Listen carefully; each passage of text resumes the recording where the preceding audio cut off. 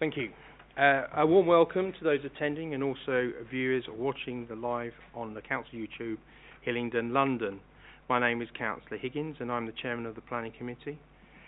Details of business to be considered today are shown in the agenda copies, which is available in the room and also at the bottom of this broadcast. For those present in the room and attending to speak, please note that you will be filmed and any statement you make will be recorded and made public. For those solely observing in the room today, you may wish to know that the camera is not on you and it's on the committee and that table there where petitioners will speak. As a reminder to anybody speaking today that your voice will only be heard, and that includes councillors, when the microphone is switched on. Okay? Fire alarm, we have none today. No drills today, so if anything does happen, please follow officers out of the building. Okay? If you do have mobile or tablets, please switch them to silent or switch them off, although our councillors will be able to use their electronic devices in front of them if they so wish. There is resident feedback forms which are just by the desk there, and there's also some online. It helps us to improve the way that we run our meetings. Forms, as I said, can be left in the room or completed online. Proceedings before we start, I'd like to first introduce the voting members of the committee. So I have my Vice Chairman, Councillor Tuckwell. I have Councillor Wanana. I have Councillor Chubadar. I have Councillor Mann. And I have Councillor Sinsapuri and Councillor Singh. Welcome. I also have my officers here. My Planning Officer Service Manager is Ross Johnson. Welcome. And Planning Team Leader is Kate Crosby. And Principal Planning Officer is Nisha Burnham. And our Transport Officer is Alan Tilley. Legal Officer is Kerry Monroe, and this is her last one, so we wish you all the best for the future. Okay, and obviously the guy that I rely on to make sure that I don't get out of order is Steve Clark, and he's sitting right next to me here. As a chairman, also I also vote, and are likely to do in the event of a tie, and I may exercise to cast my second vote if that situation arises. For councillors, when we get to the agenda item on interest, please indicate which item you have interest in, state whether your interest is pecuniary or non-pecuniary, and give the reasons that you have an interest. Members not need to declare an interest on any item on the agenda where they have already listed this interest in the register of interests with Democratic Services. Furthermore, you do not need to declare an interest just because you are, for example, a ward councillor. Now, before we go on to the main agenda, I'm going to read this out because we have a couple of new councillors here that are it's their first planning committee. So I'm just going to write this out, and obviously forgive me for those experienced ones around the table. But as a chairman, I will be inviting officers to present each application in the front of us today. Following the officer's presentation and any public speaking we may have associated with each application, I will ask the committee members to ask any questions they feel necessary for the petition, applicants, agents and ward councillors. As a chairman, I will call upon members of the committee to indicate their intentions to speak. So I will scan the room. If you put your hand up, then I'll write you down and we'll go from there. I would like to advise that only one person may speak at a time, and as I am the chairman, I will invite you to speak. That's my sort of power, as it were, in this meeting. Questions to officers must always come through me as the chairman, and any decision made by the committee must be moved and seconded and voted upon in the committee. So if you went to the site visit, one of you would have to propose it, one of you would second, then we would all vote, and whoever wins the vote is what happens, is the outcome. There's democracy for us. So that's sort of a brief outline of what's going on. But it's not very scary, so we're here to help you. So don't feel that we're. Please, no question is stupid. Just ask it, and I'll tell you it's stupid afterwards, but I won't tell you at the time. But anyway, so apologies for absence. We've received apologies for absence from Councillor Goel, with Councillor Ahmed Walana substituting. Welcome. Thank you very much. Declarations of interest matters to come before us. I know that you have, Councillor Tuckwell. Yeah, thank you, Mr. Chairman. I would like to declare an interest in item 11 this evening. The reason being is I have an interest in a property in the same road, and I absented myself from the application that this is linked to a couple of meetings ago, so I will not be participating in the debate, and as it's at the end of the meeting, I'll just make my exit. Okay. That's okay? Thank you. Confirmed, Yeah. Is that pecuniary interest, Councillor? Non-pecuniary. Non-pecuniary, Yeah, okay. thank you. Okay. Do we agree the minutes of the last meeting? Agreed. Thank you. Matters that have been notified in advance or urgent. We have item 8 has been removed, so we won't be looking at that. Is there anything else, Steve? No? Okay, thank you. To confirm that items in business are part 1, everything on tonight's agenda is part 1, so it would be considered in public. If we had any part 2, it would be considered in private, and we'd ask the audience to leave, the residents to leave, and then we would vote on that. So, I think that's all of it done, unless I've forgotten something. I have been up since 5 o'clock this morning, so I had too much coffee and everything. Maybe I'm talk too much, so I would behave myself. Now, anyway, so first one is item 6, 5 to 6 Firs Walk, and who's doing that for me? It's me. Thank you, Chair. Item 6, 5 to 6 Firs Walk, Northwood. This is a reserved matters application in respect to layout, scale, appearance and landscaping in compliance with Condition 1 of the Inspector's Appeal Decision for application reference 2019/3096 for the erection of 3 4-bedroom dwellings with associated parking and amenity space and installation of a vehicle crossover. So here is the site location plan. The site is located at the end of Firs Walk.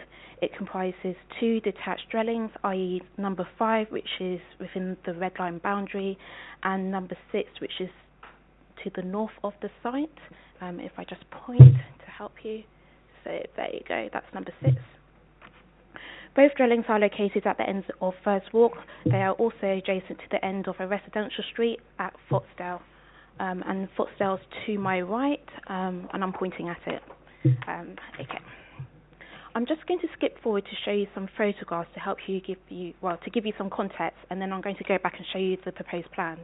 Just bear with me. Okay. So this is the front and rear elevations of number 5. This is the front and rear elevations of number 6, which is the property to the north. These are the properties on Foxdale. The closest property to the application site is number 13, which is highlighted on the screen. And this is a view from Foxdale. So the site is where you can see the boarding here. Okay, so let's go back to the actual proposal. So this is a bird's eye view of the site for context.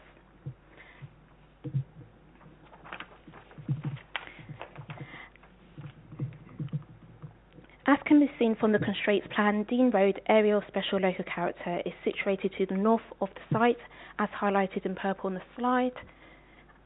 However, the application site itself does not fall within this heritage asset designation. The site is not covered by a tree preservation order, although the rear boundary of number 6, so here, adjoins a TPO, which is number 260, and the rear boundary of number 5, Firs Walk, adjoins a TPO 481, so here.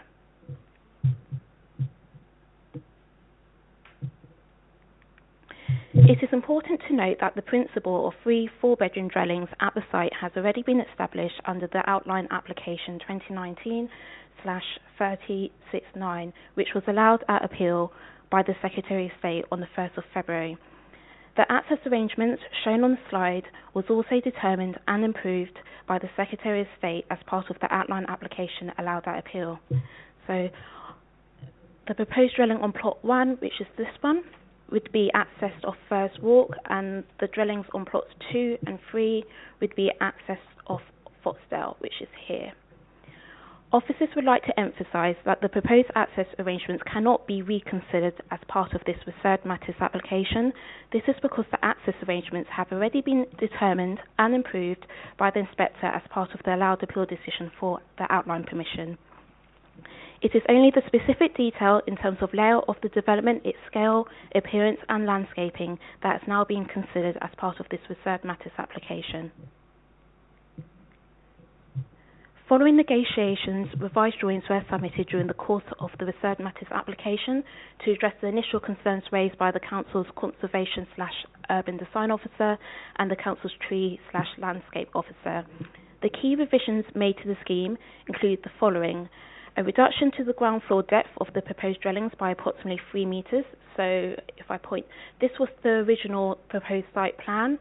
As you can see, you've got 3 substantial dwellings here, and following negotiations the depth has been reduced. The setting back of the main 2-storey front walls of the proposed dwellings in line with the established front building lines. So if you look to the one on the left, you can see that the front building line of these proposed dwellings projects beyond those of Foxdale. And now if you look at the revised scheme, you can see that it's in line with the properties on Foxdale. A reduction to the massing and bulk of the crown roof profiles on plots 2 and 3. So these 2 here. So the massing and bulk's been reduced. So if you look to the right now, you can see the crown roof profiles are smaller. Alterations to the front elevation of the proposed dwellings on plots 2 and 3. So they now incorporate front gable features similar to the design of the proposed dwelling on plot 1. So this was the original submission. And then you can see this is plots 2 and 3, and now if you look to the bottom image, you can see there's a consistent design in terms of architectural style between all 3 dwellings. If I go back, so there's been a reduction to the front projection on plot 1 here. So that was the original, and it's been reduced by 1.7 metres to here, which is considered to be an acceptable depth, given that it's a front gable feature. And then these Tuscan porches have been removed following negotiations, so they're no longer included. And the external finishes of the proposed dwellings on plots 1 and 3, so these 2, they've been changed, so they're the same, and then the centre one would be, there's a subtle difference to create some variation between the 3 dwellings. Officers are satisfied that the amendments made to the scheme as part of this referred matters application have satisfactorily addressed the points raised by the inspector in the allowed appeal decision. So I'm going to flip back to the indicative layout which was considered by the inspector. In the appeal decision, which was allowed, the inspector raised a couple of points about the design which officers feel has been addressed as part of this referred matters application. So the concerns raised were, 1, the substantial size of the dwellings. Well, they've been reduced as part of the negotiations as part of this current application. 2, the prominent single-storey projections extending beyond the front building lines. So if I go back on point, so these elements here, the inspector raised concerns about, that's been removed, and the lack of opportunity for any meaningful frontage landscaping. So if I go back to the revised scheme, by reducing the depth of the proposed dwellings, you'll now be able, well, we've now been able to negotiate soft landscaping to the front. Okay, so this is just the proposed site plan of the revised scheme by itself. And this is just a black and white image. So this is the revised plans and elevations of the dwelling on plot 1. In terms of the internal layout, it's a bit small, so I'm just going to tell you what's on the ground floor. So on the ground floor, you have a lounge, open plan kitchen and dining room and integral garage, 3 bedrooms at first floor, if I just point, and then you have a 4th bedroom and a games room within the loft space. And this is the layout, which is very similar for plot 2 and plot 3.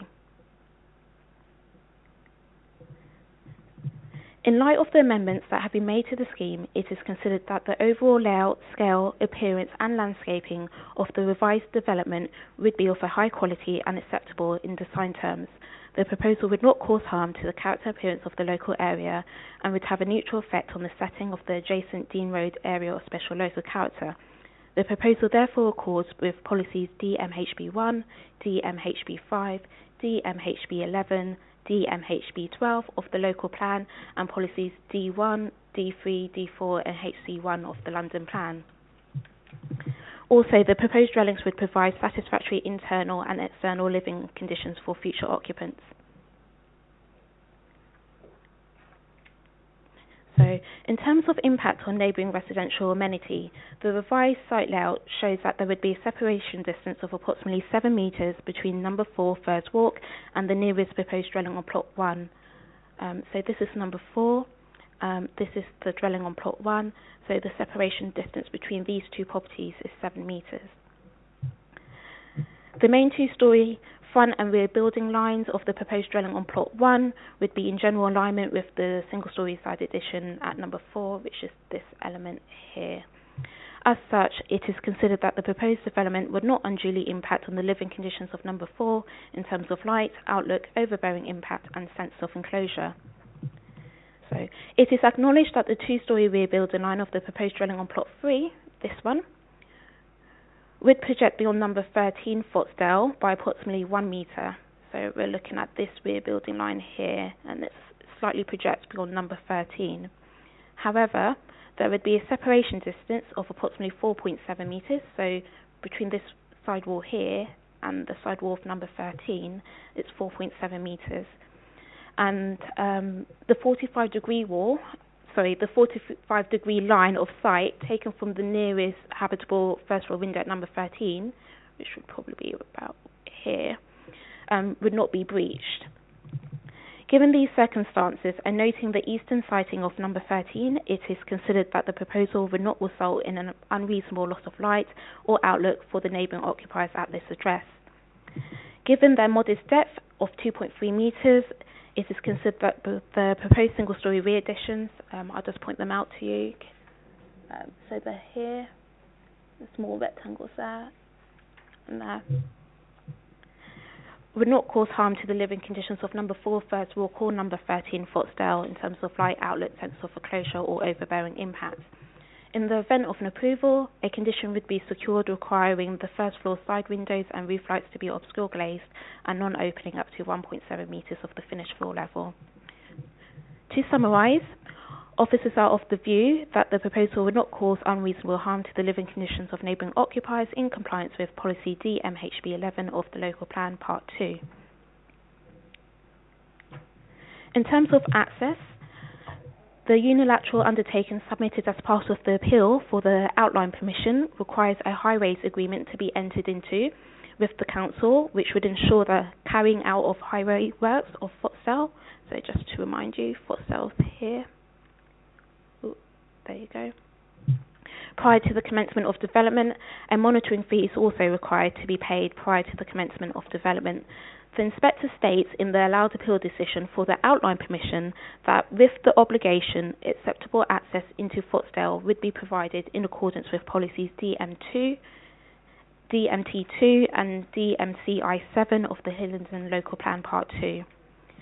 As previously mentioned, the proposed access arrangements cannot be reconsidered as part of this reserved matters application.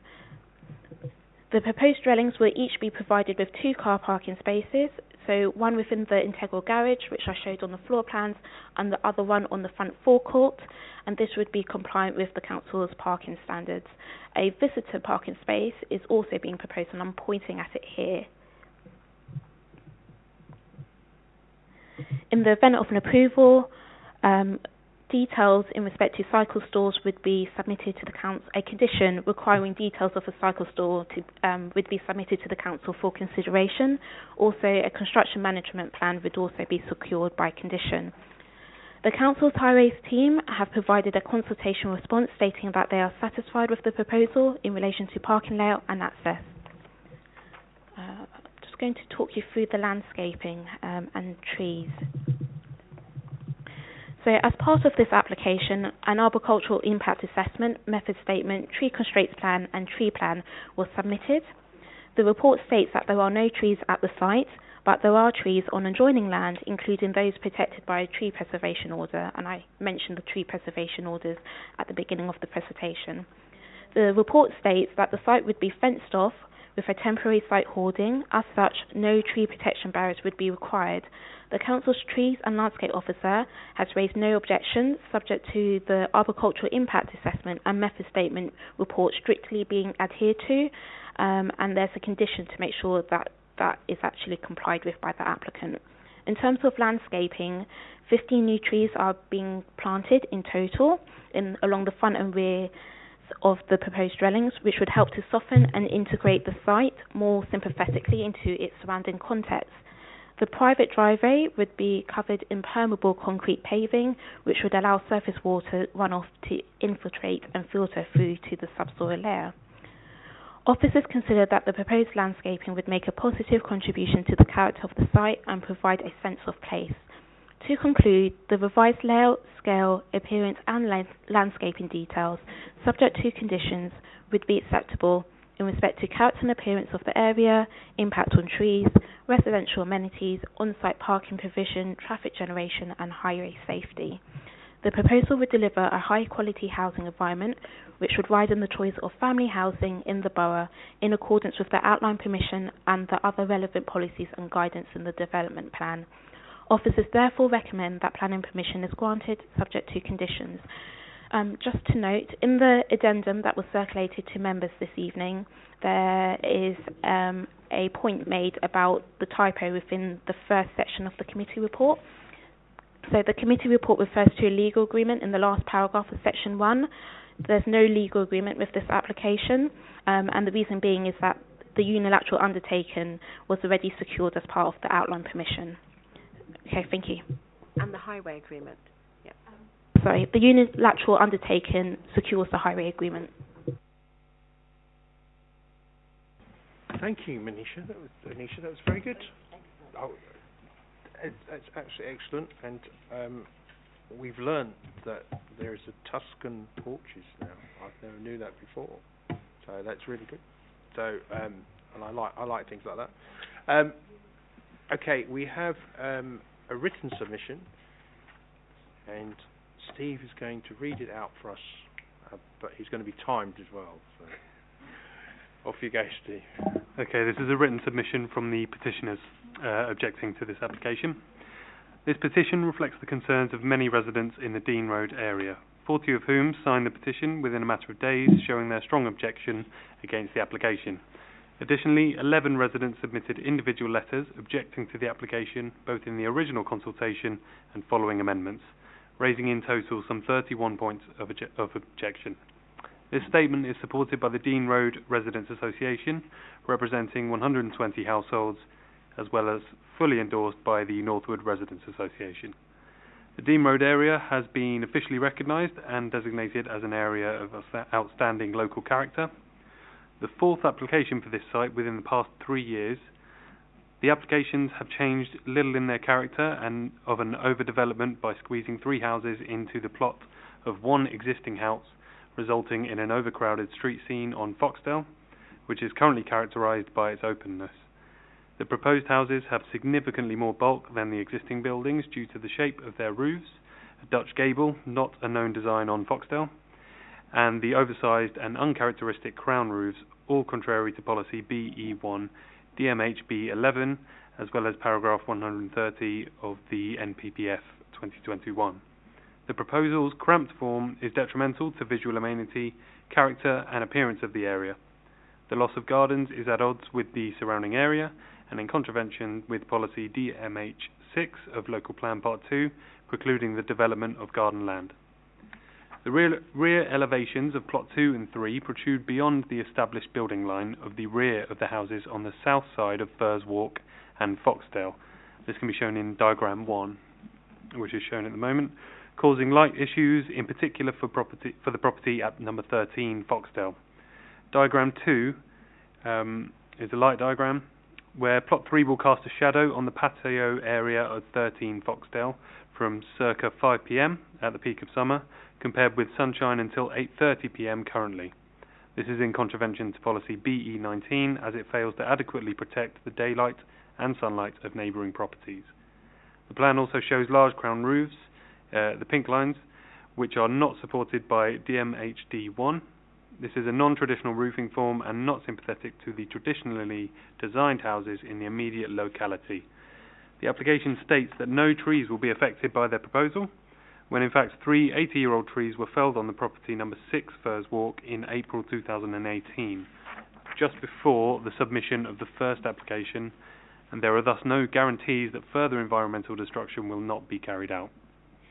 Approval of the application would therefore not just be in contravention of many of London Borough of Hillingdon's planning policies, for example DMH6, DHMB11, DHMB14, BE1 Section 2 and 9, BE19 and EM4, but also contravene the decisions made by this committee against the previous 2 applications and by the inspector appointed on the appeal of the first application, which was dismissed.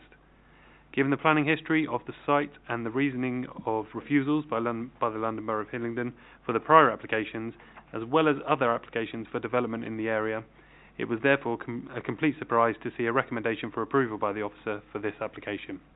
The highway status of Foxdale is subject to a dispute. A letter before action was issued to the council by the owners of numbers 6, 8, 11 and 13 Foxdale in November 2019, giving details of the challenge that the road between these properties is not part of the public highway. If upheld, there would be no public right-of-way over that section of Foxdale, which would therefore not provide access to the proposed development. The council has not yet responded to the letter before action. It would be negligent of the council to conclude a Section 278 agreement with the applicant in the knowledge of the dispute of the highway. In addition to the challenge of the status of Foxdale as a highway, I would briefly point out that access is also restricted from Firs Walk, a privately owned, narrow lane that is not a public highway. Its tight 90-degree turn would render any construction traffic impossible, and any increase in traffic by the development's residents would neither be safe nor permitted by all the owners of the road. Whilst access rights here are a private matter, access suitability and safety are a planning consideration in policy DHMB 12. Thank you. Thank you, Steve. That was quite thorough. Unfortunately, we haven't got them here to ask questions, so we'll have to take that. I will ask officers to come back on that after we've heard from the agent, Mark Westcott.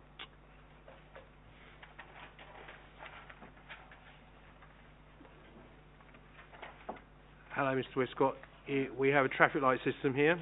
So green is you're ready to roll and off you go.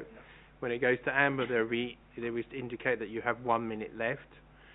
When it goes to red, I will interrupt you, and I don't mean to be rude, but I will stop you there and then. Okay? So off you go, and as soon as you press the button, we'll put the timer on. Okay, thank you.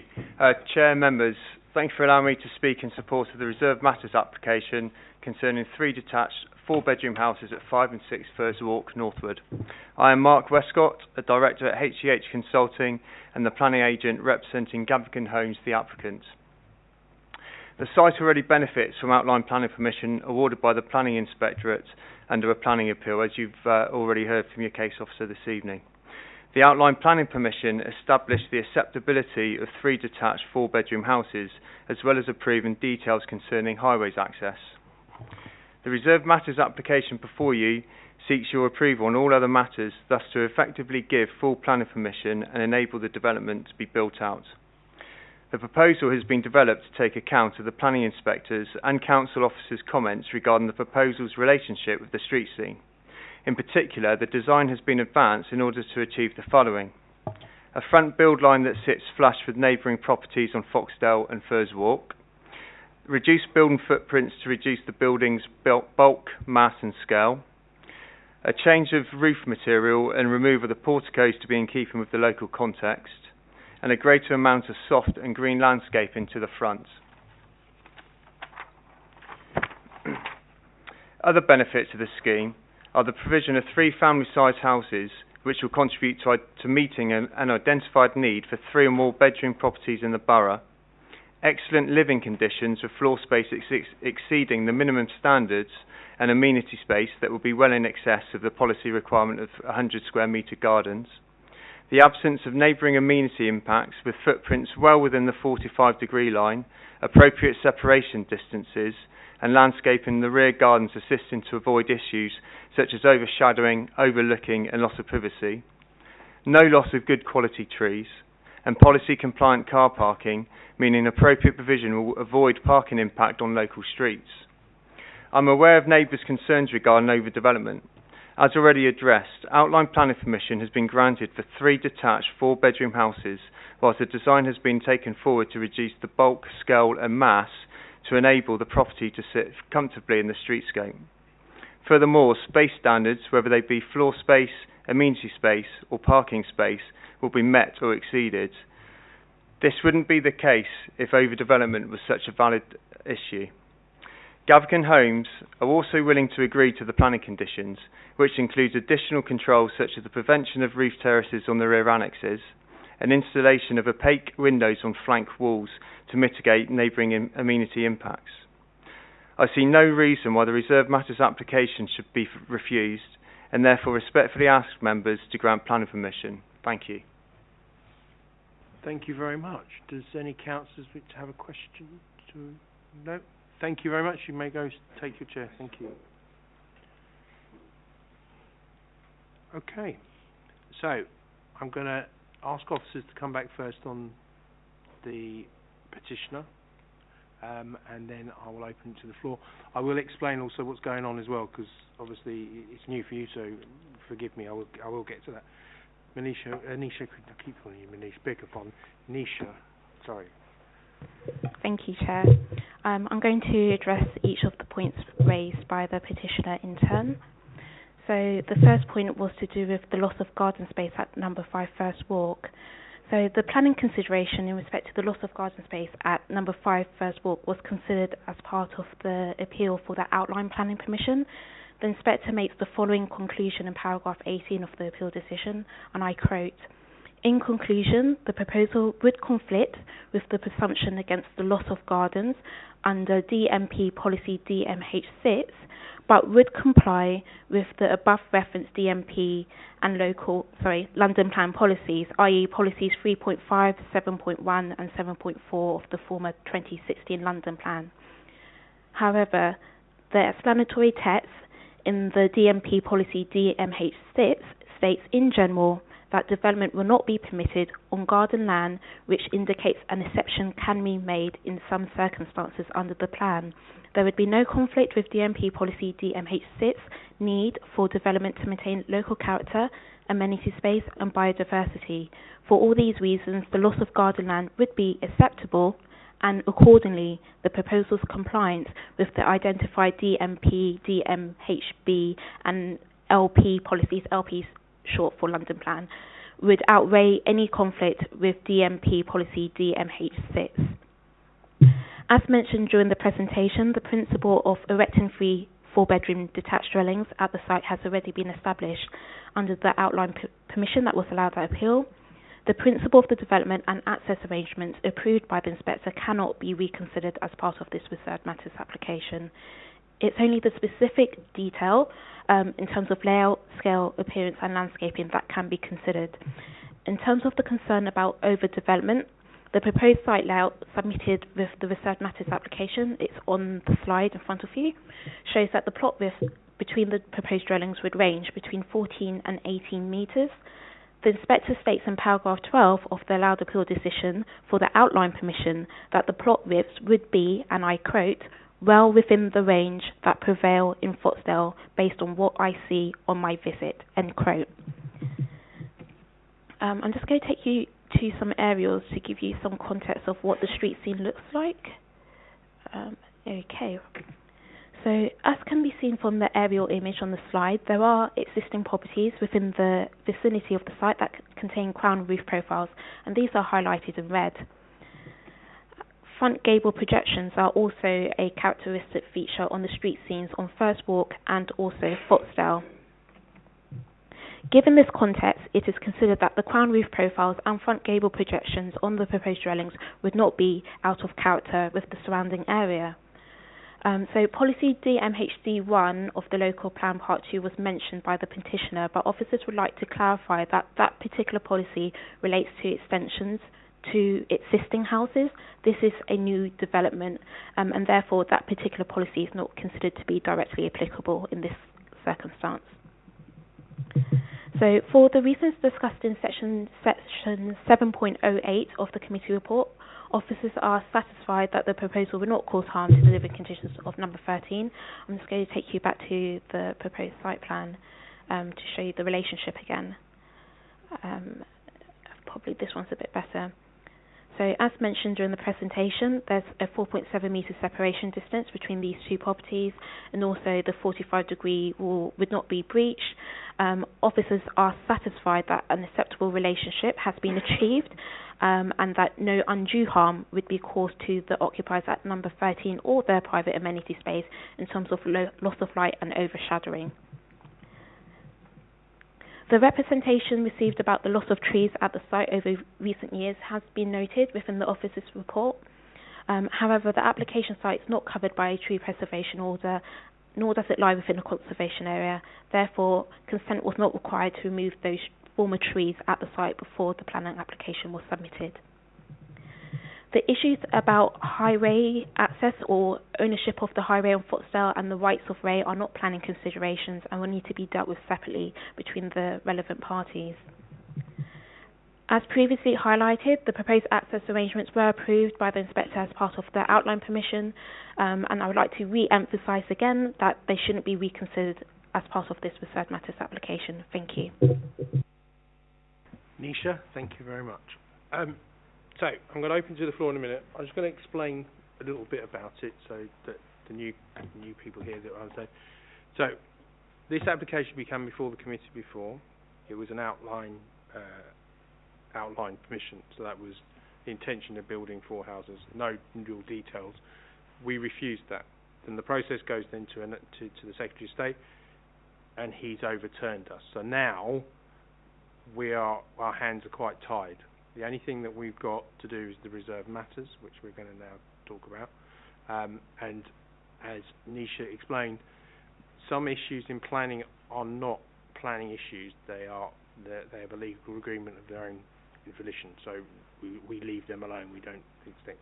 So I think that's summed it up quite. Okay, I'm getting a nod. Yes, Councillor Tuckwell, you're going to take me out. Thank you, Mr. Chairman. Yeah, where do we go with this one? I think a lot of my thunder was stolen with the clarification from officers on possible policy conflicts. So in terms of crown roof and rear gardens. Before I get to my point that I will raise, I can see how there's been a lot of work put into revising this application. You know, as you say, Chairman, our hands are tied to a very large degree, and we've got virtually no wriggle room. And I know petitioners watching online won't like to hear that, but that's the reality of the legal position that we're in. But I also have to say that, you know, the amount of work that's gone in, reducing the size, revising the building line, removing the porches that you mentioned, the front projections, the increased front landscaping, I see 15 more trees. I really like this scheme, actually. I do like it. But I can see why petitioners would be very concerned. And we as a council were previously concerned, and hence that's why we went through the appeals process, and now we're at a point where, as we say, our hands are tied. But a question that did come up in the petitioner's presentation was around the sunlight. I just wondered if officers could pick up the points that was raised by the petitioners, because I think you covered everything else, questions I had, very, very neatly. So if officers could address the points that were raised over the sunlight and daylight, that would be great. Rosalind, you take. Yeah, thank you, Chairman. So yeah, we accept that there would be some impact on the adjacent property in terms of the evening sunlight, but it would be, in our view, quite a minor impact, and it wouldn't warrant the refusal of the planning permission. In fact, in determining the outline appeal, the inspector does refer to this issue and reaches essentially the similar conclusion as officers now. So we just don't think we could win an appeal on this.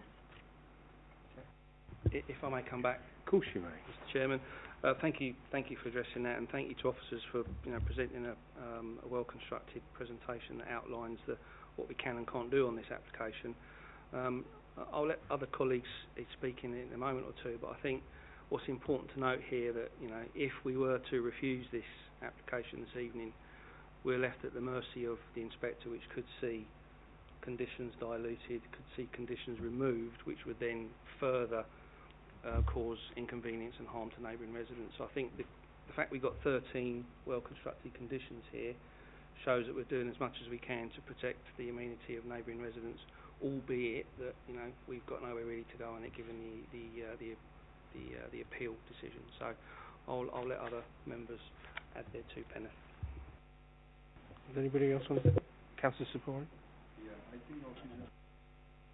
Everything possible to preserve the privacy of existing resident and visual amenities. And as already Councillor Tuckwell said, because our hand is tied because it was only approved by the inspectors. But as one of the resident concerns pollution, could I ask all the new and replacement trees are those who observe the maximum pollution? But I'm happy to move the officer recommendations. Thank you very much. Yeah. Well, I think, do we cover that, Ros? And can you sort of let me? There's some other points that to try and ease residents. That we can make sure that they are in they're already put there.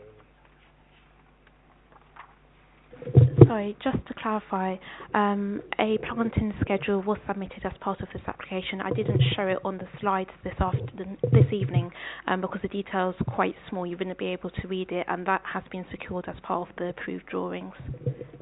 Nisha, do you want to do the building? Ross, can you I just want to give residents some, you've done some really hard work here. Well done. And I'd like Nisha, obviously, but I'd like Ross to just pick up on a couple of points. Thank you, Chairman. Yes, just picking up on what Councillor Tuckwell mentioned in regards to the conditions. So we have applied what we consider to be a number of robust conditions, and there is a risk if we were to refuse this and go to appeal, if it was allowed, the inspector may not consider that all the conditions we've recommended would be acceptable to them. So just for example, we've included a construction management plan condition.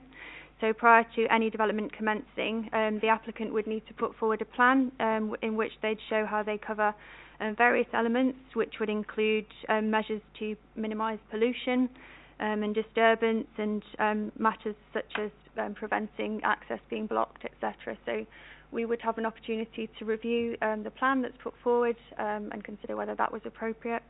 And there's also another important one in which we've proposed to remove permitted development rights. So in terms of that, if the properties were to be extended in the future, they'd have to apply for planning permission rather than just being able to do it without permission. So we have been quite careful in terms of what we've applied.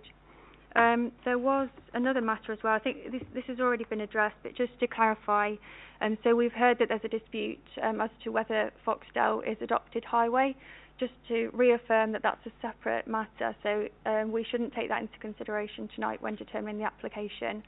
If it did transpire to be privately owned, that would be a separate matter, and for example it might be that the development couldn't come forward, but that doesn't stop us determining the application today. Okay.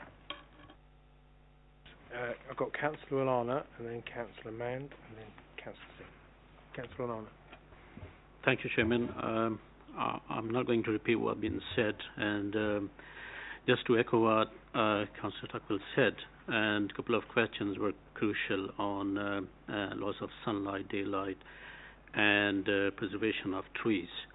And also, it's been said in the presentation, no harm caused to number 13. I've nothing more to say. I would like to propose to approve the application.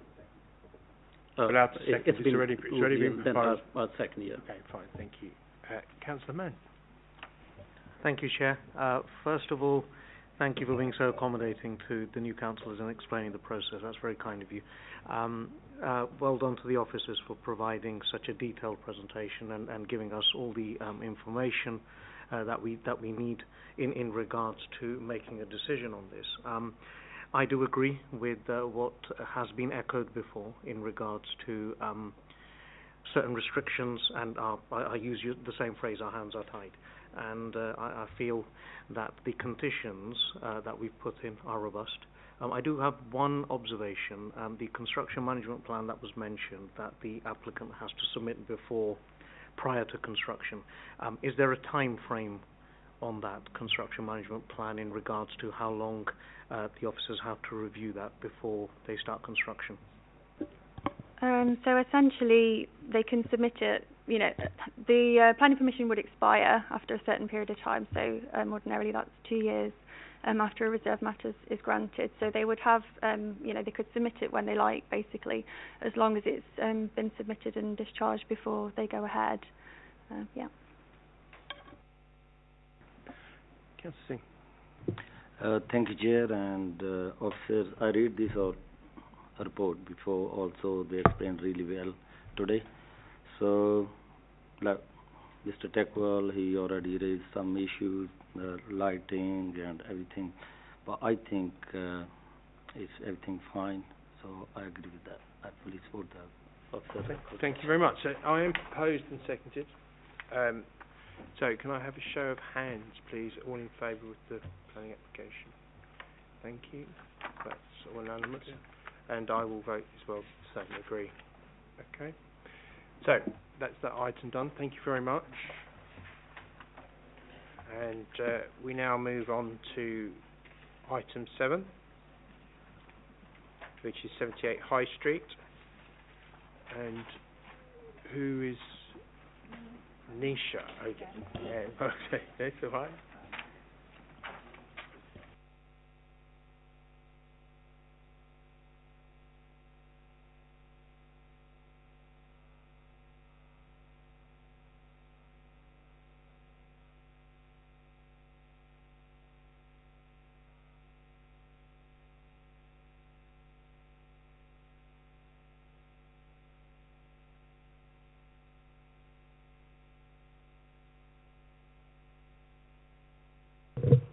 Okay, so item 7, number 78 High Street, Northwood. This application proposes the demolition of the existing rear outbuildings and the erection of a new 1.5-storey building containing 2 one-bedroom dwellings with parking and associated facilities. It should be noted that the application form states that permission is being sought for 3 dwellings. However, the submitted drawings show that the proposal is for 2 semi-detached dwellings. For the avoidance of doubt, officers have consulted and assessed this application based on the proposal shown on the submitted drawings, i.e. 2 one-bedroom dwellings. These same drawings are presented to members this evening.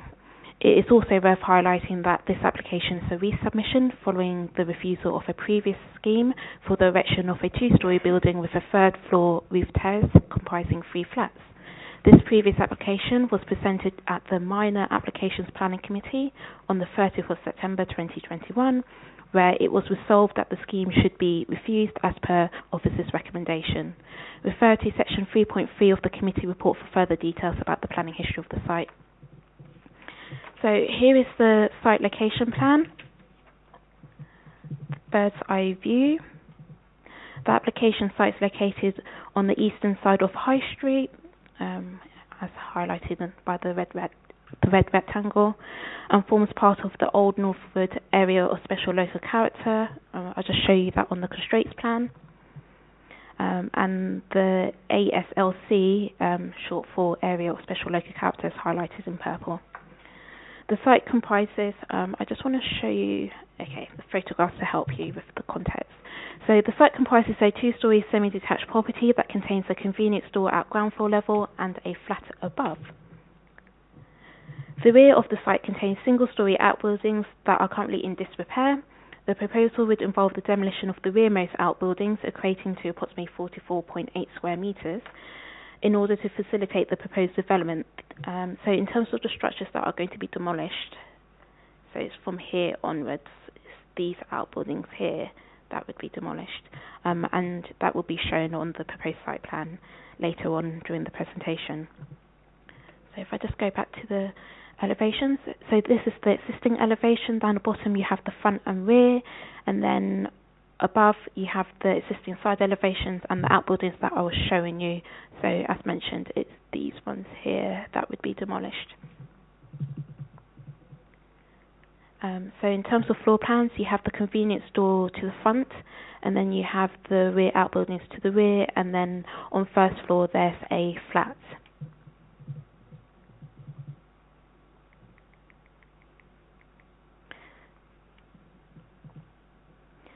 As can be seen on the slide, so you're looking at the right, or my right, which is the proposed site layout plan. The proposed semi-detached dwellings would be located at the end of the site. So these are the proposed elevations. This is the proposed ground floor plan. So you have the convenience store here, the retained outbuildings there. They're proposing a parking turntable here to allow vehicles to leave the site in forward gear.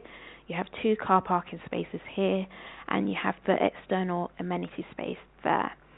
And then in terms of access to the dwellings, you would walk across from here, go down this passageway, and then you have the entrances to the dwellings. On ground floor there's an open plan living room / kitchen, and then on first floor you have a single bedroom, double bedroom for each of the dwellings with an angled window. So I just go back to the proposed site plan. In terms of the consultation process, 4 objections from residents, an objection from Northwood Residents Association, and a petition against the application with 75 signatories were received.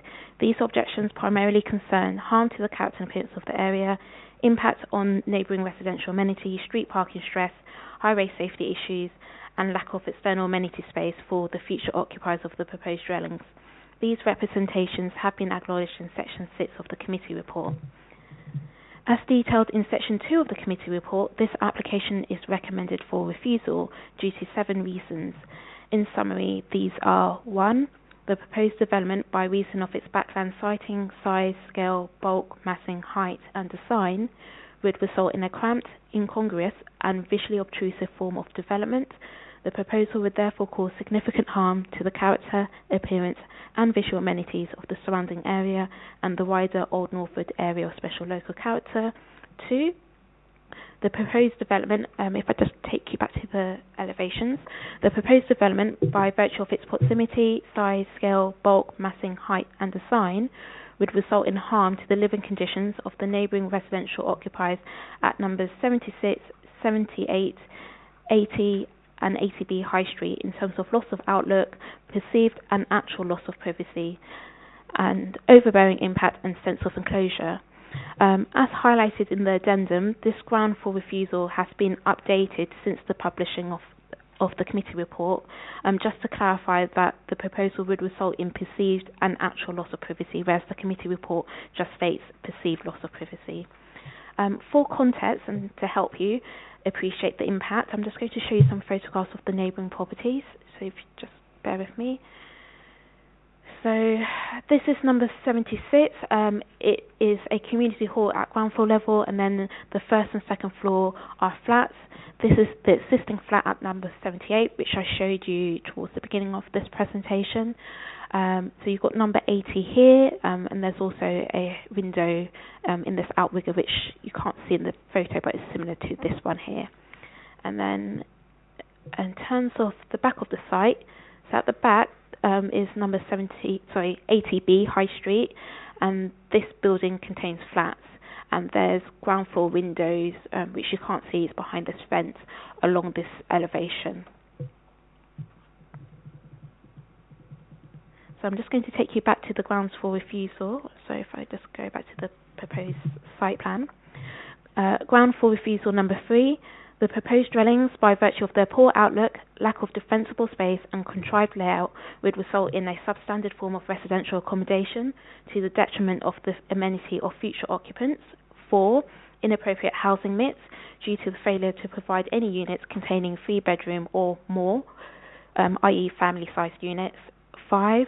The proposed development, by virtue of its failure to provide private external amenity space of a sufficient size, function and quality, would give rise to a substandard form of living accommodation to the detriment of the amenity of future occupiers. 6. Failure to demonstrate how the development would achieve the highest standards of fire safety. 7. Failure to demonstrate that adequate provision would be provided to meet the needs of people with disabilities by virtue of the site layout, access arrangements, internal design of the building, and absence of details to show the internal layout would comply with building regulation M42 and M43. I just would like to provide some further clarity in respect to the reasons for refusal relating to the substandard quality of accommodation that would be afforded to future occupiers. So just give me a second and I'll take you to the plans. So at ground floor level, which is this plan shown on the screen, the proposed dwellings would contain front habitable windows, and these are the sole windows that could afford any level of outlook, because the side windows face onto the boundary treatment, so there is no outlook from these side windows. So the front windows would directly face a 1.8 metre high fence, and then you've got the passageway with no defensible space, so visitors walking down here would be able to look directly into these habitable rooms. And then you've got the bin store. The bin store is located here for both dwellings, which means the occupiers of this dwelling would have to walk past the window of this adjoining dwelling to access their bins. So that's why we've mentioned the contrived layout as part of the grounds for refusal. And then in terms of the first floor plan, in an attempt to address issues with loss of privacy, which officers don't believe has been addressed sufficiently, they've designed the dwellings with angled windows, with one of the panes being obscure glaze, as you can see by the labelling, but then the outlook afforded to the occupiers of these rooms would be limited, and when you take into consideration the poor outlook on the ground floor plan, it's considered by officers that the internal layout overall would be oppressive and poor. So in terms of the external amenity space, so Table 5.3 of the Local Plan Part 2 sets the Council's minimum requirements for private amenity space. And for one-bedroom houses, it's 40 square metres per dwelling, but this scheme's only proposing 40 square metres for both dwellings. So that falls significantly short below what the Council's minimum standards are. And then it's been mentioned in the planning statement that it could potentially be subdivided, but that doesn't address the lack of space being provided, and it also was suggested that it could be shared as communal amenity space. But I would like to highlight that the policy DMHB 18 and also Table 5.3 states that it's private amenity space, so by having it communal it doesn't achieve the minimum requirements. Okay, so officers therefore recommend that this application is refused. Thank you. Thank you, Nisha. Okay, we have a written response from Farida Manjuji. Steve? Okay, so we have a written statement from the lead petitioner objecting to this application. Thank you for the opportunity to submit representation to this planning committee. I am Mrs. Farida Mamuji, the tenant of the shop at number 78 High Street, to the front of the site, as well as the tenant of the flat above. I have run the shop since 1985. I am the lead petitioner and produced a petition with 75 signatures opposing the application. I hope it is not necessary for me to repeat the multiple reasons given by the planning officer for recommending the refusal of the planning application, but they do include an adverse impact on the neighbouring residential occupiers, the provision of substandard accommodation for future occupiers, and the adverse impact on the surrounding area of special local character, all of which I agree with. Therefore, I am thankful to the London Borough of Hillingdon's Planning Department for recommending the refusal of this application and agree that it should be refused. Thank you. Thank you, Steve. Do we have Jeremy Peter in the audience? No, he hasn't turned up, so we won't do that then. So I'll go straight to the floor. Councillor Tuckwell. Thank you, Mr. Chairman. Thank you, officers, for taking us through this. I don't really see much difference in the previous application, actually. I do agree, looking at the pictures, that something's got to happen to that sort of rear portion with the outbuildings, but I don't think this is it, if I'm honest. I can see we've got quite heavily conditioned set of refusals here, not conditions, refusals. Just want to ask officers, in the previous refusal, we included a refuse and recycling refusal reason. I know you briefly touched on the bin arrangements there, and the fact is that they're right in front of someone's window. Just wondering if we are missing a trick, and whether we could actually include an additional refusal reason based on refuse and recycling. Thank you, Councillor Tuckwell. Nisha, do you want to pick that up? Sure. So the previous application, in terms of the ground floor refusal relating to the bins, that was for a flatter development, and it was officers' concerns that it wasn't clear how those bins would be managed and whose responsibility it would be in order to be moving those bins to the highway or the curbside on collection days. Where this one is for 2 proposed dwellings, and it's considered that it would be the future occupier's responsibility to move their wheelie bins to the front. But notwithstanding that, in terms of the location, I think the location of the bin store feeds into the contrived layout argument that's mentioned in the ground floor refusal. So I was trying to find, there you go. So as part of the ground floor refusal, we said it was a contrived layout and it's cramped, and I think that feeds into the location of the bin store. So I'm satisfied with that ground for refusal in its current form, but I'm happy for councillors if they feel it's necessary to amend it to include, or specifically include, the term bin store. Thank you. Councillor Tuckwell, would you like the name bin store? I don't think it would hurt to firm it up a little bit and include that reference. But thank you for the explanation. That was really helpful. There's nothing in this that gives me any planning merit. It's as bad as it was before, and I'm happy to move officer's recommendation.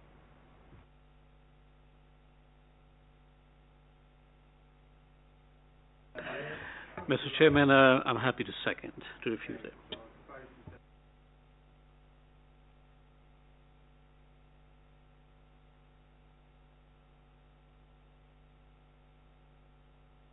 I'm agree with the officer's recommendations. There's so many issues there. Okay, so I'm proposed and seconded. Can I have a show of hands, please, with the officer recommendation for refusal, adding the word bin store? Okay, so that's unanimous, and I will vote as well the same way. Thank you. Okay, great. So item 8 is being withdrawn. We'll go to item 9 now, which is 143 High Street. It's Nisha again. Well, okay, that's fine. 3 in a row.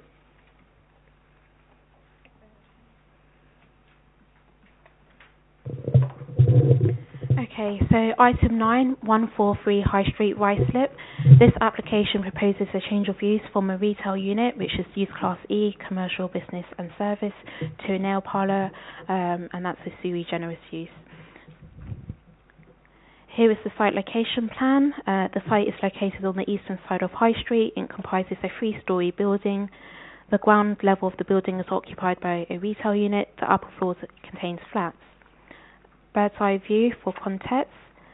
The site lies within Ruislip Town Centre and is within a secondary shopping area highlighted in light blue on the slide. The site is designated within Ruislip Village Conservation Area highlighted in orange. Its rear boundary, if I just point, say here, it joins Midcroft Ruislip Area of Special Local Character highlighted in purple. Number 135 High Street is a locally listed building which is located to the north of the site, and it's highlighted in brown. So this is the front elevation of the retail unit, which is currently vacant. This is the existing ground floor plan, so you have the shop frontage here, the entrance, and then this is the proposed ground floor plan. So they're retaining the existing shop front. Under this current application, they're not proposing any external alterations. It's only internal alterations being proposed. So you have the nail stations here, the reception, staff room and toilet.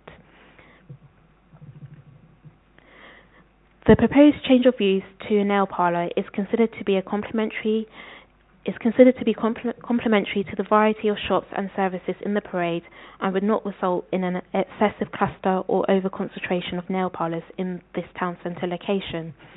It is considered that the proposed development would contribute to the overall offer and encourage people into the town centre, thereby positively contributing to Ruislip's town centre's vibrancy and vitality.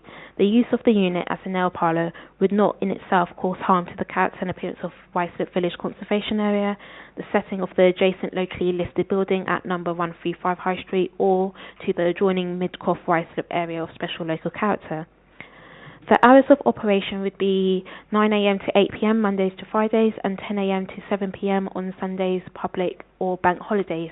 These operating hours would be secured by Condition 8, as noted in the committee report.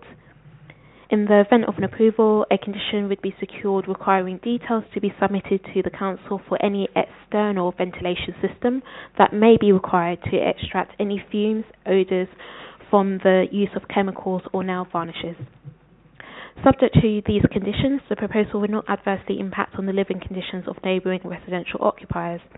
The Council's highways team are satisfied that the proposal would not discernibly exacerbate congestion or parking stress and would not raise any measurable highway safety concerns. I'm just going to take you back to the elevations. So the customer access to the existing premises from High Street is via a doorway which requires people to step up. So it is considered by officers that with the provision of a removable temporary ramp, that would facilitate suitable access provision for disabled users, and this would be conditioned by Condition 13 if planning permission were to be granted.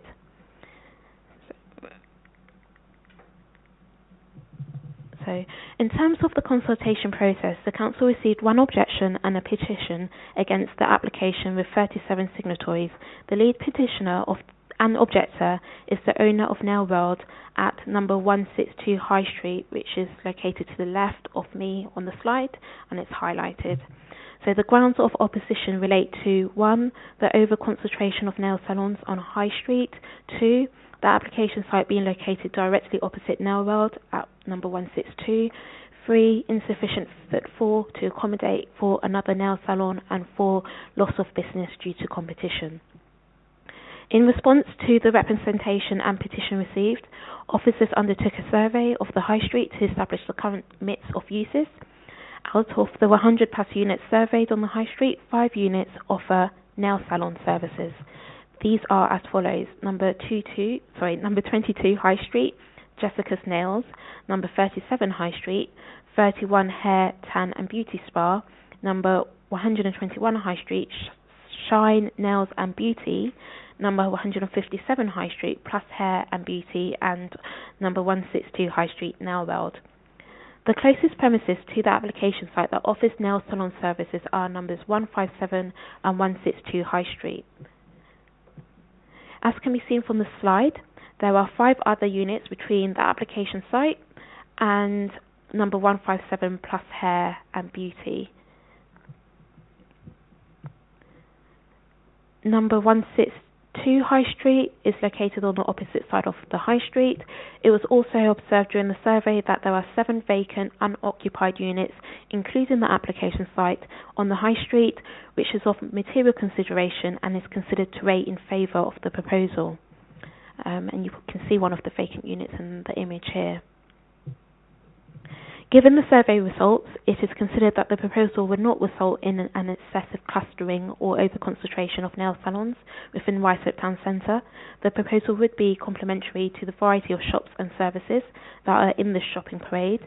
The proposed development would contribute to the need for shopping areas to accommodate a wider variety of services to maintain their vitality and viability in accordance with policies DMTC1 and DMTC2 of the Local Plan Part 2.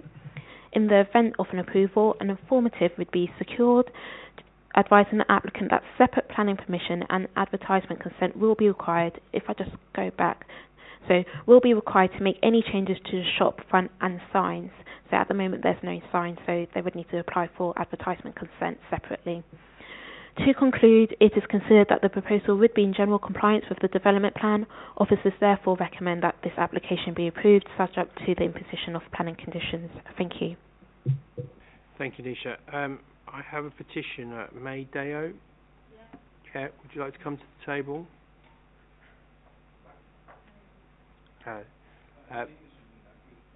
you want to sit with her so you can...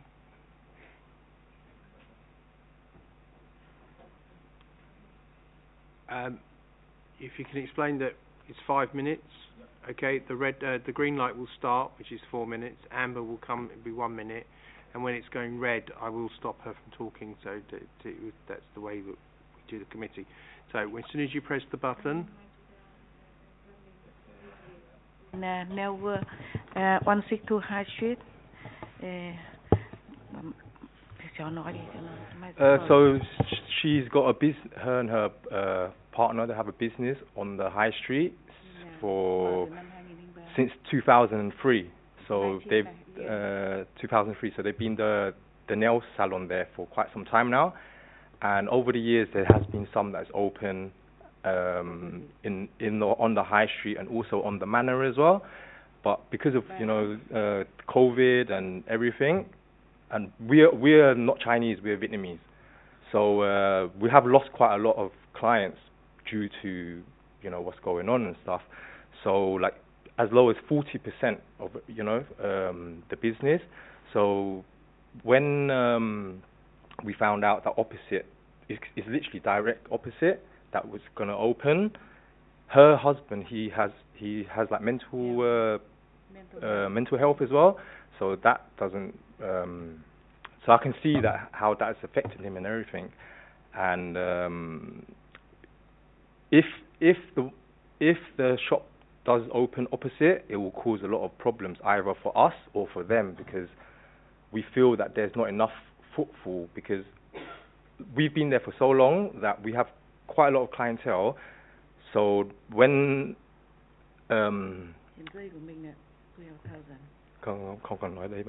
so we can see how the footfall has dropped. So if another nail shop comes in, especially that is direct opposite, then our business would even, let's say half of it is gone. They take half of the business, then we wouldn't be able to survive and stuff. So during the lockdown and everything, she has still managed to keep the staff, because they have children and a family, so she's trying to keep them on, hoping that everything can get back to normal again. So like she's just the rates, the business rates, and the rent, because it is a small business. So em muốn nói gì thêm? Bây giờ cái The Street có thuê shop nail rồi. Mà bây giờ nếu mà mở nữa thì mình không có làm được nữa. So she's just saying, so there's at the moment there's 3 or 4 on the high street already, and just down the manor, which is a few. There's some there as well, and she's just saying how if another one opens, it would impact us a lot. Yeah. Thank you. Is that everything? Yeah. Yeah. Okay. Thank you very much. Yeah. Thank you very much. Just one second. Does any councillor wish to ask a question? Councillor Wanana. Thank you for sharing with us. You mentioned that it will cause a lot of problems or bring a lot of problems if this business opens. Yeah. Other than loss of your business, if it does open, what are the other problems this business will bring into town centre? Can you please explain? Sorry, what do you mean? Sorry. You mentioned that this business will cause a lot of problems if we allow this. So other than loss of your business, a loss of our business, or for them is like I say, so the amount of clientele in Ruislip, so it's all shared amongst the shops, right? So if another shop comes in, especially that is opposite us as well, it's going to affect our business, because I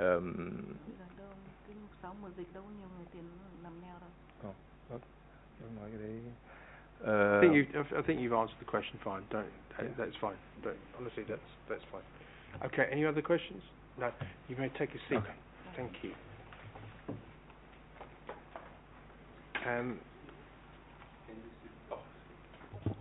Thank you very much. We have a written submission. Okay, so we have a written submission from the agent for this application. Respected Chairman, Councillors and Committee Members, I am submitting this written representation on behalf of the applicant, Mr. Tuan Quang Nguyen. We understand a valid petition has been received by the Council objecting to our change of use application. Therefore, I would like to take this opportunity to address the concerns raised by the petitioner.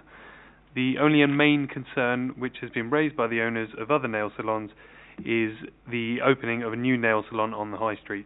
And in their opinion, they consider the opening of a new nail salon as a threat to their business. The Ruislip High Street is a very versatile and vibrant retail location, and if we classify the services and types of business operation at High Street, we come across different categories including banks, coffee shops, estate agents, cafes and tea shops, opticians, hairdressers, food takeaways, chemists, gift shops, charity shops, clothing stores, travel agents and many more. Here, let me bring your attention to the fact that all these businesses that I have mentioned have more than 4, and in some cases, such as estate agents, food takeaways, coffee and tea shops, and hairdressers have more than 5 shops currently conducting business on Ruislip High Street.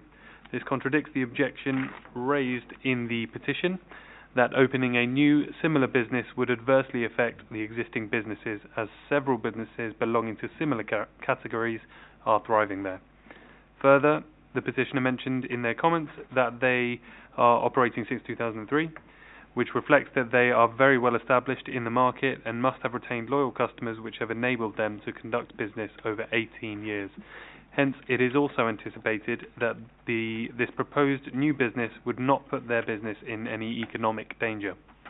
Moreover, the comment statement of petitioner quoted a lot of business owners on the High Street, including nail salon, who are competitors against the new planning application for 143 High Street Ruislip, clearly reflects that the monopoly and domination of nail businesses on Ruislip High Street, where they do not want any new nail businesses to enter the market. Furthermore, the 2 of the online comments are the same, and the 3rd online objection is the same wording as the petition, which again clearly indicates that this is an organised campaign from the petitioner to stop a new nail business opening. I therefore request the committee members allow our change of use application, not because it is the fundamental right of the applicant to choose and start their business. He is an expert at the location of his convenience and opportunities, but also to end the self-generated absence of competition of nail businesses at High Street Ruislip. This decision will definitely bring back the healthy competition in the market and will also help the customers to get best quality service that they deserve, as according to Google reviews, currently all nail salons have ratings ranging between 3.6 and 3.7. Yours sincerely. Thank you. Thank you for that. Before I'll open it to the floor, although it's very sad, the petitioner, it's not really a planning concern for competition, so I'll make that known to councillors. So, who's going to take me out? Okay, Councillor Tuckwell. Thank you, Mr. Chairman, and thank you to officers for taking us through that. Just to echo what you said there, Mr. Chairman, I think I have the utmost sympathy with the business difficulties for the petitioner, but as you quite rightly say, there isn't a material planning consideration that we can use to determine or base our decision this evening. I think the points I'll make is, and it has been touched on, is that Ruislip High Street is a substantial high street. You know, it goes on for quite a long way, and we need to do as much as we can to protect our high streets and encourage as many people as we can to visit them. They're struggling up and down the country, but as it's been said, we've got 7 vacant units. The application site is also vacant. It would be a shame that we weren't able to determine something this evening which could turn it into a vibrant business. And whilst I have every sympathy with the petitioner, it's not something that we can take into account with in determining our decision this evening. and that's it for me, really. I mean, we've covered off a range of conditions. I'm glad to see we've got the access condition in there, and I think on that basis I'd be happy to move officer's recommendation. Thank you.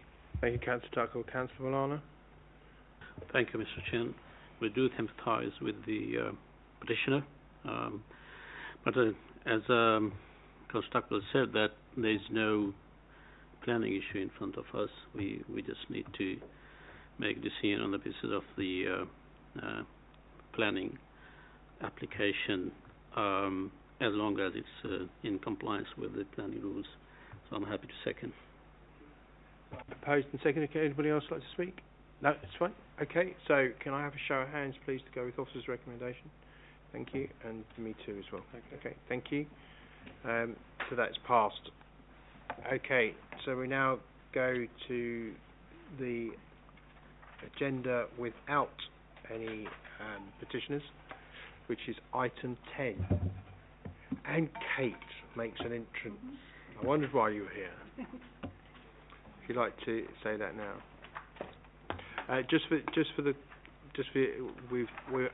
We've actually approved it, so they will be allowed to do that. Okay. All right. Okay. I can't talk any more to the audience now. To come to the next item. Kate, would you like to take us away? Yeah, thank you, Chairman. So the next item is a householder application which seeks planning permission for a part 2-storey and part single-storey rear extension. So there's other external alterations being proposed as well, which are to replace and insert new windows on the front, side and rear elevations. An application for extensions to the rear of the dwelling has previously been refused due to its scale and design, which would adversely affect the character and appearance of the original dwelling and the wider area. However, the previous application was significantly different to the one that's going to be shown to you tonight. The previous one had a full-width 2-storey rear extension, including extending the depth of the main roof and raising the ridge height to provide a large loft space, as well as gable ending both side roofs. The single-storey rear extension was also deeper, and the entire dwelling was rendered. So this proposal is notably smaller in scale and will retain the existing brick facade as discussed in the committee report. So I'll just show you the site context. So as you can see on here, the site's outlined in red. It's a detached 2-storey dwelling. Eastcote Village Conservation Area is the yellow area to the south of the site, so it's not within it itself. And the brown building in the top right is Mistletoe Farm, which is a Grade 2 listed building, which also is a significant distance from the site. So this is just an aerial view of the dwelling itself in red. This is a photograph of the building. With respect to what's being proposed on the front elevation, the only changes are they wish to replace the garage door with a window, which would match this window, and this window up here will become 2 smaller windows. That's principally just to do with the reconfiguration of the staircase internally. This is just another aerial view just showing the context of the application site and the other 2-storey detached dwellings next to it. So if we look at the existing dwellings, you won't be able to, the existing floor plans, you won't be able to see on here, but this is the garage, so it's already internally converted to a bedroom. They've kept the doors on the front, and the bedroom currently is just served by a side elevation window. So what they want to do is replace the doors with a window, and you can also see on here the existing conservatory. So in terms of the single-storey rear extension, it's principally going to infill this element here and be 10 centimetres deeper.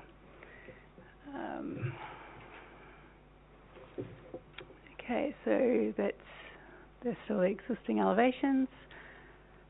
So if we look at the proposed floor plans, you can see here where the single-storey rear extension, so it's replaced the conservatory on this side and just extended across the full width of the site.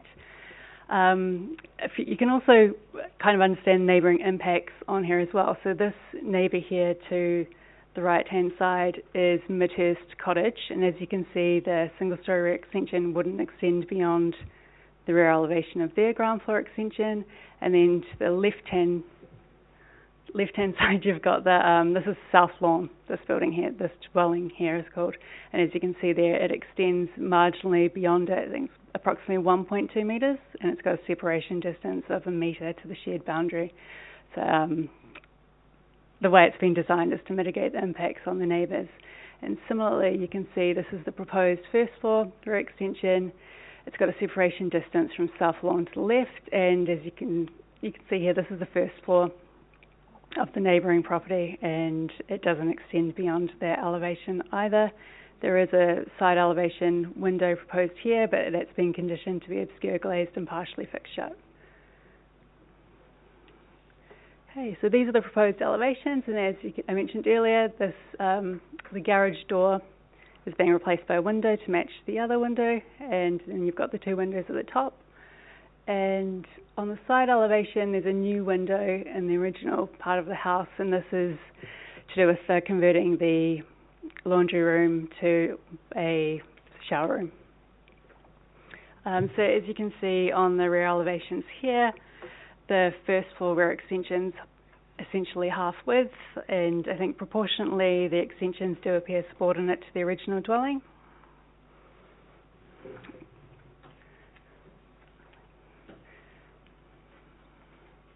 Ros was just distributing the previous the drawings. I forgot to include them on the slides, but they're the previous drawings for the application that was refused. So as you can see on them, they've got a hip to gable on both sides. What you can't really tell on there, but they're also raising the roof ridge, and they're extending the depth at the first floor. So when you look at the floor plans, you can see the 2-storey rear elevation, but they're actually on the elevation plans, it's not as noticeable, but what they're doing is they're extending the roof back as well. And you can kind of see that when the proposed loft plan has a significantly large loft. So this proposal is significantly smaller. So these are just some site photos. So this is the rear elevation of the dwelling. This is the garden. The property to the left is south lawn, so this is the side where the single-storey rear extension will principally be. Let's just sit on the side, and this is Midhurst Cottage. This is the side where the first floor rear extension would be. It won't extend beyond the rear elevation. You can see a window there on the side, elevation of Midhurst Cottage. This would appear to serve a bedroom. You can't quite see on here, but that is obscure glaze, so the extension wouldn't affect outlook. And you can see there the bedroom's principally served by the rear elevation window, which wouldn't be affected.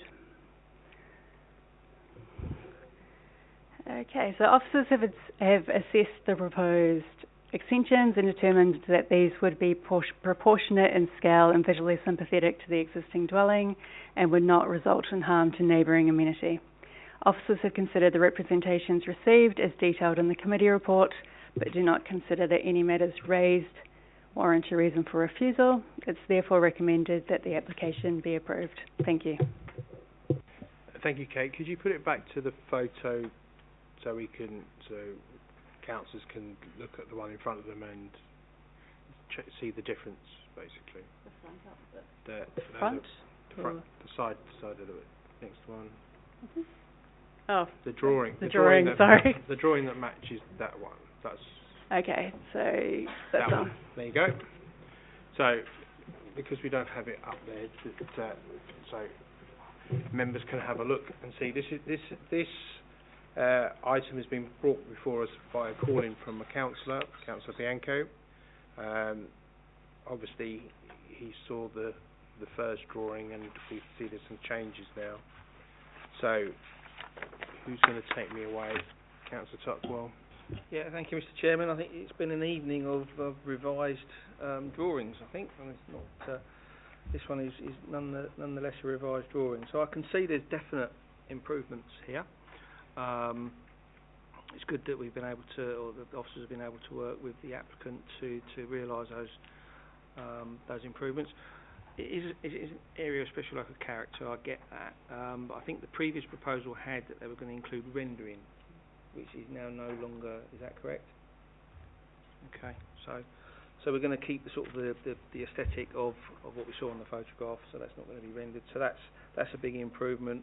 The reduction in height in the roof. I see no reason to to not approve this, and I'll be happy to approve officer's recommendation. Thank you, Chair, and the officers again. I agree with Mr. Tuckwell. I haven't got any other questions. I think everything fine. I'm the second. Okay, thank you very much. Anybody other questions?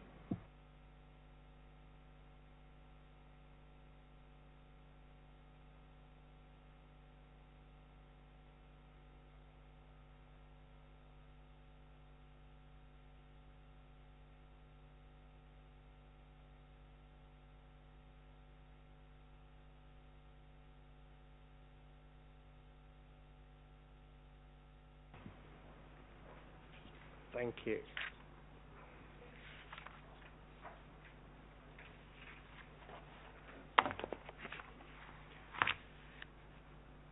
Now, who's got the honour for the tree? Kate. Number 32 Norwich Road. Kate, would you like to? Great, thank you, Chairman. So this item is to confirm Tree Preservation Order 793, which is at 32 Norwich Road. So it pertains to a silver birch tree. So we can see the photograph here. The silver birch is highly visible from Cranbourne Road, which is where this photo is taken from, and significantly contributes to the amenity and arboreal character of the area. So therefore this is what the TPO seeks to protect, this tree on amenity grounds essentially, and ensure that any future tree works are managed appropriately. So it's therefore recommended that members confirm the TPO. Kate, Councillor Sapori, wants to speak? Yeah, I think everything is clear from the report, so I move the officer recommendation. Thank you very much. Councillor Alana? I second this one, Chairman. Thank you very much. So I'm proposed and seconded. Can I have a show of hands to go with officer's recommendation? Thank you. Me too as well. Thank you, Steve. So that's unanimous. Thank you very much. Thank you for all your participation in this. That is the committee finished. And if you could, councillors and officers can just wait till we close the live feed. So have a safe trip home and good night.